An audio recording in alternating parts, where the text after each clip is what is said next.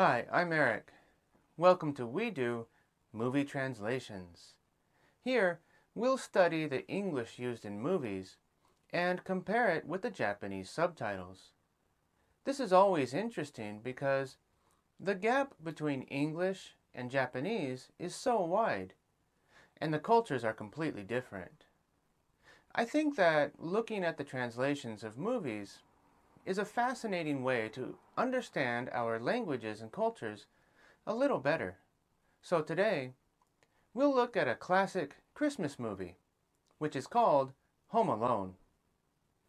In the US, where I'm from, throughout December, there are a lot of Christmas movies on TV. And everybody knows these Christmas movies because they capture the feeling of the season and the spirit of the holiday. And the same movies are broadcast over and over again every year. Each one of these movies contains a Christmas miracle that happens on Christmas Day. The miracle usually brings the families and communities closer together. Even though they disagree, argue, and fight, in the end they really love each other. Home Alone is the same.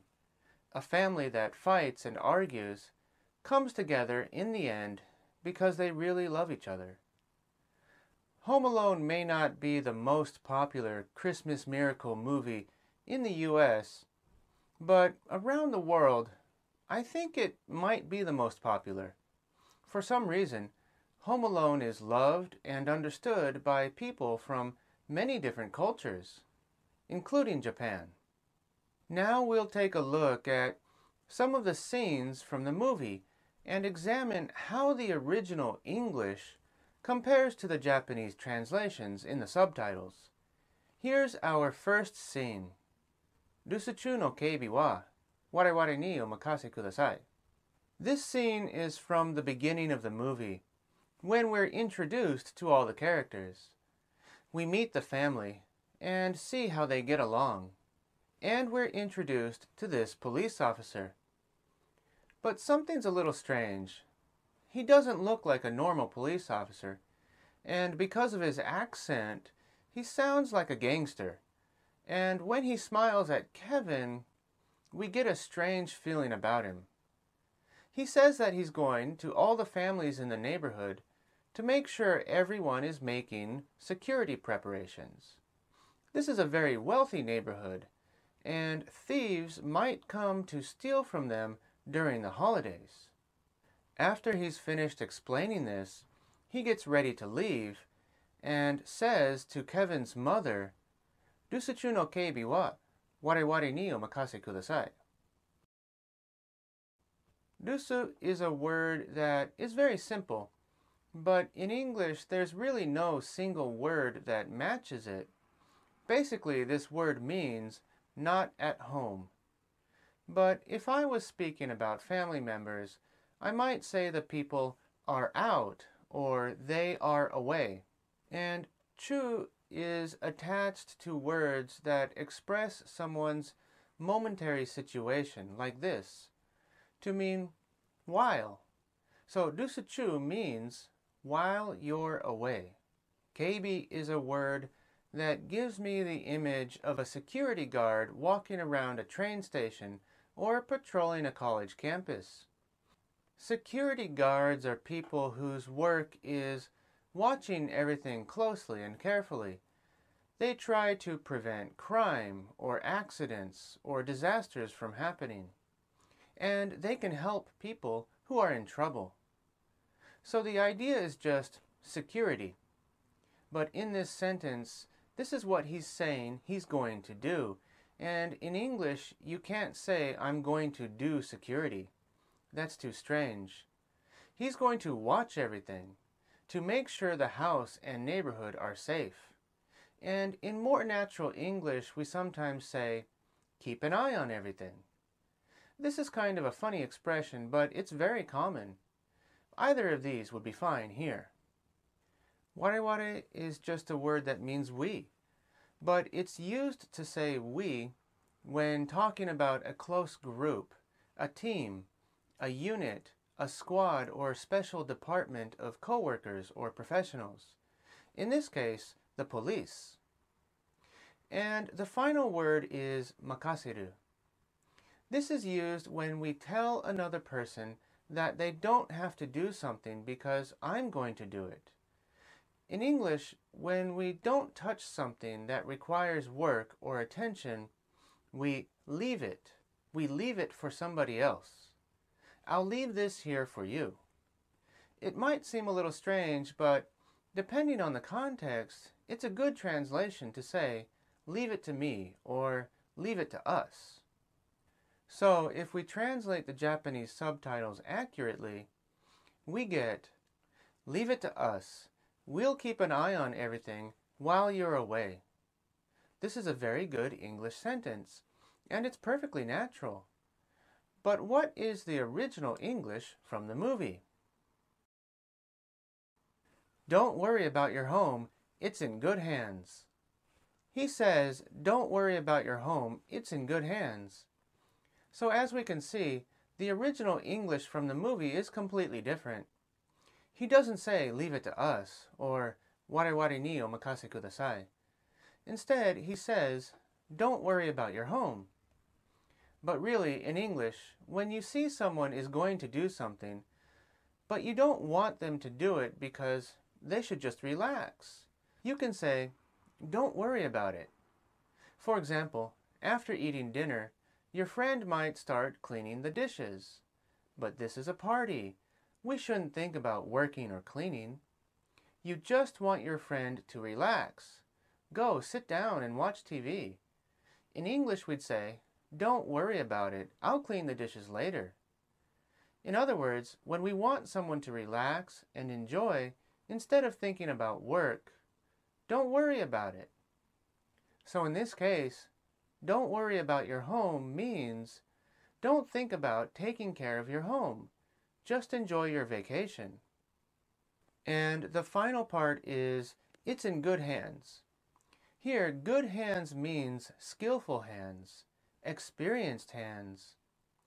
If you have someone doing work for you, whether it's a doctor, a car mechanic, or the police, you want them to be skillful and experienced. It's in good hands is an expression used by companies in their commercials or advertising. It means, we know what we're doing, so you can trust us. Don't worry about your home. It's in good hands. But for the movie, it's also a little bit of a joke because it's very vague. The English-speaking audience understands something isn't right. This is a strange man. If he said, we'll protect your house, Rusuchu no keibi, we'll protect your house would just be a direct statement. The English-speaking audience hears it's in good hands, which is like an advertisement, like a salesman would say, but it's not specific. So listening to this, I can understand something is going to happen. I don't think translators can always transmit these vague feelings. Rusuchu no keibi wa warawari ni omakase kudasai seems more honest than the English version. Now, our next translation is part of the scene that happens right after the first one. Kevin's mother says he can't have dinner with everyone because he's making trouble. He has to go stay by himself. But Kevin is very bad and says many really strong words to his mother. I'll show you 3 parts of what he says. Saitei no kazoku da. Kazoku nanka iranai. Kuso kurai da. I can't believe it. He's such a bad boy. Well, the first word is saitei. This is what you say when something is the worst. And kazoku means family. Then he says iranai, which means you don't need something. But nanka is used to show that you're not talking about one specific thing. So it's not just his family. He doesn't need any family. 0 family would be good for him, he thinks. And the last part is a little shocking because it's a strong bad word. And really, bad words are really hard to translate accurately, but we'll try. Maybe if you watch a lot of Japanese movies, you sometimes hear kuso, and it's often translated as damn. In English, we say damn or damn it when we're really upset or angry. But the actual meaning of kuso is shit. Kurao is a casual and rude way to say eat, or in this case, eat it. Sometimes when you see a bad guy in a movie punch someone or shoot someone in the face or something, he might say kurai. In such a situation, in an English language movie, they might say, take that. It's basically a bad word that shows how much you hate someone. That's why many movies say, damn you, or something else. But a native speaker from my generation actually just might say, bite me. So if we try to translate these Japanese subtitles accurately, we come up with, this family's the worst. I don't need any family. Bite me. But what does he really say in the movie? Everyone in this family hates me. I don't want any family. Families suck. Some of these parts from the original English are completely different. Kevin is angry, and he says that everyone in this family hates me. The problem is that Kevin is the youngest child, and his family is very big. Being the youngest, he can't always get what he wants. And also, it's hard for young children to be patient and calm. So when he doesn't get what he wants, he becomes angry, fights, and shouts. And he thinks everybody hates him. So he might think the family is really terrible. I can understand why the translation into Japanese says, Saitei no kazoku da, or this family's the worst. And maybe the translator didn't want to write, everyone hates me, in Japanese. Minna jibun no koto ga kirai nanda. It's a little long. Maybe subtitles have to be simpler so they're easy to read. In English, when you're really angry because something seems so bad, we say, it sucks. If your team is losing a match, you can say, they suck. Or if your car isn't working well, you say, this car sucks. And if you didn't like the YouTube video, you can say, that video sucked. To me, kuso kurai da is a little surprising, but like I said before, it's almost impossible to translate bad words really accurately. So saying that as a way to translate families suck is pretty interesting. These first two scenes were from the beginning of the movie, so let's take a look at another part. ベッドの下に隠れるなんて弱虫だ。僕はこの家の主人なんだぞ。僕はもう怖くないぞ。This looks a little long, but there's just one idea. Now that Kevin understands he's all alone, that he doesn't have any family anymore, he can't be afraid. He has to be brave. He heard some noises outside, and he felt a little scared. So he did what many little kids do. He hid under the bed. Kakureru means to hide, and nante is used to show that what you're talking about is a little pathetic. When you feel scorn, contempt, or if you just think something's ridiculous, not important or serious, you can say nante. Yowamushi is an interesting expression because every language has a way to say someone is easily scared. And in English there are many ways, such as scaredy cat, chicken, pansy, sissy, or you can just call them a baby. Actually, there are many more. Shujin is a little old-fashioned, but in English we say man of the house. And of course, kowai means afraid or scared. So it looks like he's saying, hiding under the bed, that's pathetic. That's what babies do. I'm the man of the house. I'm not afraid anymore.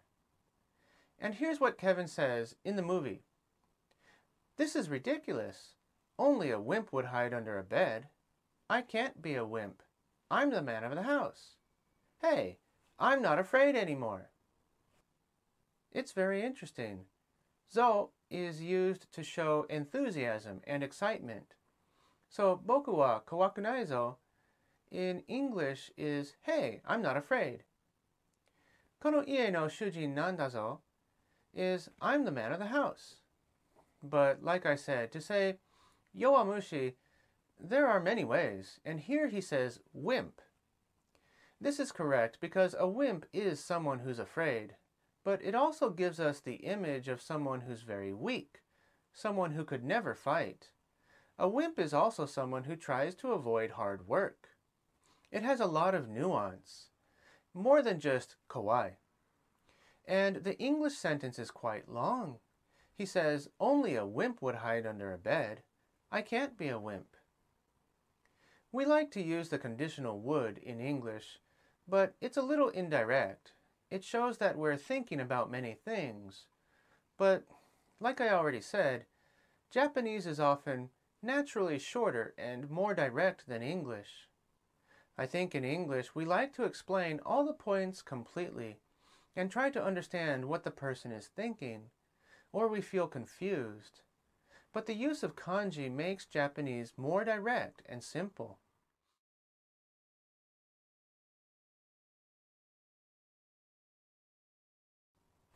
It's getting long, so let's jump to the end of the movie and look at one of the most classic lines. Most people remember this movie because the cute little boy totally smashes and humiliates the criminals. And when he's almost finished, he tells them this: Kosan shinakya moto yaru zo. Kosan probably isn't clear for English speakers. Maybe it's not the most common word. But it basically means give up or surrender. And when he says shinakya, it looks to me like something is necessary. But I wouldn't say you have to surrender. A better way to say it is, you had better surrender. In English we say, you had better do something when it's very, very strong suggestion. And the nuance shows that something very bad will happen if you don't do it. So it's like a serious warning. And after you say, you'd better do something, we understand that a bad thing will happen if you don't do it. And in this case, he says, Motto yaru zo, or I'm gonna do even more. So a good translation of the Japanese subtitles is, you'd better surrender or I'm gonna do even more. But here's the real English from the movie. Do you guys give up or are you thirsty for more? Like I said, this is a classic part of the movie. And for the English-speaking audience, it sounds pretty funny. It makes us laugh. Hungry, you may know, means you want to eat. And thirsty means you want to drink. But in sports competitions, athletes and coaches often say they're hungry for victory or thirsty for victory. Again, these are expressions used for sports. And we also see them quite often in commercials or in advertising. Big, muscular men who look very dangerous and strong say, "Are you thirsty for more?" after they've beaten their opponent. But in this case, it's just a cute little boy in a Christmas sweater. And of course he's using questions. Do you give up? Are you thirsty for more? But the Japanese doesn't do that. I'm not sure why, but again, the sound of him asking questions makes me imagine a little kid or some little kids playing games in the park or in the street. And he says, you guys, which is just a way of saying you, but to several people. But again, it makes him sound like a little kid. It emphasizes his youth. He seems innocent, but he's very strong and dangerous too. This has been a long video. I'll probably make more videos about Home Alone in the future. There's so much to say about it, actually. Please comment below if there's something you want to see or know about. And please like the video and subscribe to my channel if you thought it was interesting. Thank you.